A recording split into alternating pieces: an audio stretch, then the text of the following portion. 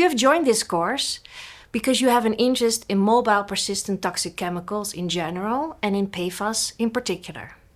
Maybe it's your job to remove them from your drinking water source. Maybe you want to discharge or reuse wastewater for irrigation, for example. Or maybe you are responsible for laying down standards or issuing permits. From a wide variety of fields, people's work is related to PFAS. And not only work. As a consumer of food, water, and other products, everyone comes into contact with PFAS. In this course, we aim to lift your knowledge beyond average, beyond the level of PFAS are everywhere and they are the forever chemicals. We will work in this course from the perspective of the relatively local water cycle, from the production and the distribution of drinking water to the wastewater system, including the sludge handling back to the surface water. We have prepared 6 weeks of training for you. This first week is all about introducing you to the topic.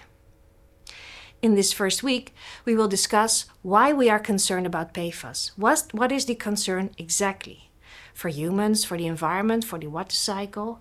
Which different groups of PFAS are there and how do you recognize them? We will zoom in on a few notorious ones and how we get exposed to them. Also, we will discuss which effects they can have on us humans. In the second week, we talk about PFAS in the water cycle. How does PFAS travel from one compartment to the other? Which concentrations were reported? Which limits are suggested and by whom?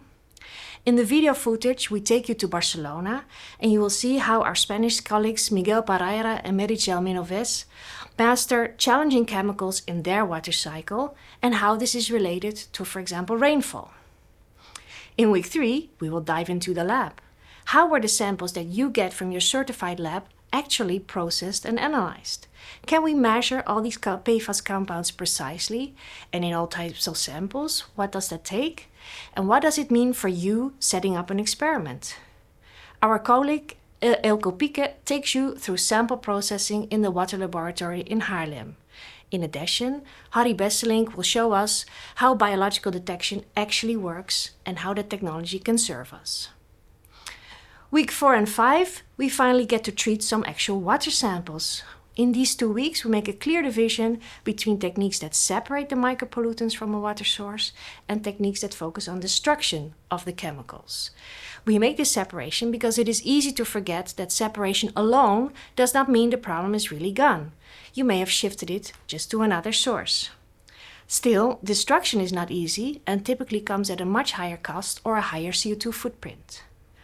My fellow course designer, Dr. Kim Lompe, will introduce PFAS separation techniques, after which Professor Erik van Hullebusch will take us through the destruction options that are currently available. And then, in our final week, it will be your turn to show what you have learned in the course. We have prepared a set of challenges and we will ask you to analyze them, discuss the setting and the options to handle it. What would be your recommendation? So, let's get started.